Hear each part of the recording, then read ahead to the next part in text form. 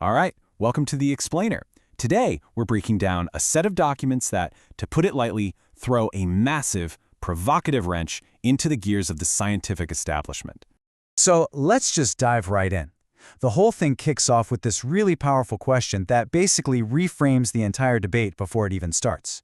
What if what we're looking at isn't just another theory? What if it's not a new philosophy, but a new machine? And right there, that's the core claim from the author, who just calls himself the maker. The position is crystal clear. I did not invent a new reality. I assembled yours. You see, this isn't about creating some new exotic parts for an engine. It's about showing how the existing parts, the very ones science already gave us, actually fit together. So what does that even mean, to assemble a reality? Well, the framework's argument begins by laying out all of its building blocks. And the first thing it says is, hey, these aren't even mine.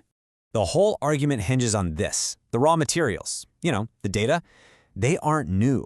They're supposedly sourced directly from mainstream science, from the very institutions that measure and define our physical world. And the framework is really insistent on this point. These are not its own numbers. We're talking about the universally accepted measurements, orbital distances, gravitational constants, the stuff that underpins all of modern physics. It's basically walking into the room and saying, I'm going to beat you using your own rulebook. So here's the crucial claim, the logical punchline. The framework argues that when you feed science's own data into a purely logical deterministic engine, and that just means an engine with zero room for opinion, where one input can only lead to one output, the result isn't some subjective theory. It's presented as an objective structural fact, as unavoidable as 2 + 2 being 4. Okay, so let's move on and see how this so-called engine actually works. The logic behind it is explained with a really simple but powerful analogy.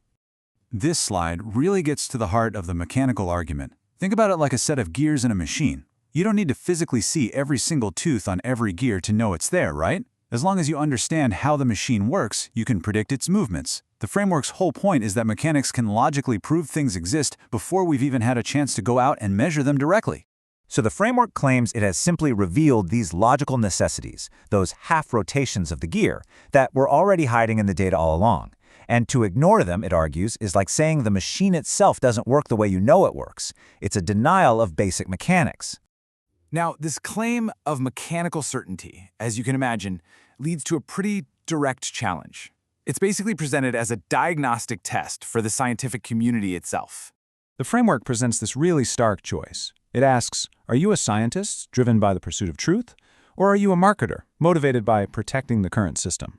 It argues that your response to a testable model with a 0.95 R² correlation, which, for anybody who doesn't know, is an insanely high score. It's like a near-perfect prediction. Your reaction to that, well, that's the action that defines who you are. And the verdict here is presented not as some kind of playground insult, but as a logical consequence of your inaction.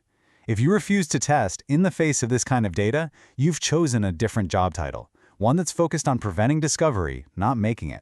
And to make this challenge absolutely impossible to just brush aside, the framework shifts gears from pure logic to specific, falsifiable predictions. See, this isn't philosophy anymore. It's being presented as a straight-up engineering blueprint. The claim is that there are specific coordinates that you can take into a laboratory to either verify or, prove are totally false. And here is a key testable coordinate. The framework predicts the existence of something it calls the Morphean electrogravitational collision point, or MHCT, at this very specific altitude. Now, we don't have time to get into what that even is, but that's not the point. The point is, it's a hard number. It's either there or it isn't. And look, these are not vague, fluffy ideas. They are concrete engineering specs and statistical claims. They are literally designed to be put to the test, to be verified or falsified in a lab. And here it is. This is the checkmate, as the framework presents it. The consequence of institutional silence gets completely reframed. It becomes a quiet admission that, just maybe, the framework's claims are a little too valid, a little too real to be allowed out in the open. And this brings us to the final ultimatum, which frames the stakes as, well, nothing less than a civilizational crisis. The argument here is all about risk assessment. Think about it.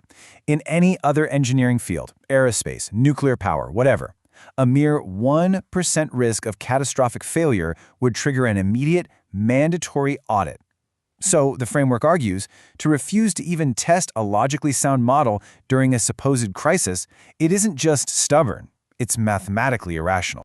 So, the final choice is laid out as a simple binary action. First, it says, you are the observer. You hold the professional responsibility of scientist. Second, the keys are on the desk. A complete manual and a closed equation have been provided. And third, the decision. And it's not about what you believe. It's about professional conduct. The choice is simply whether or not to turn the key.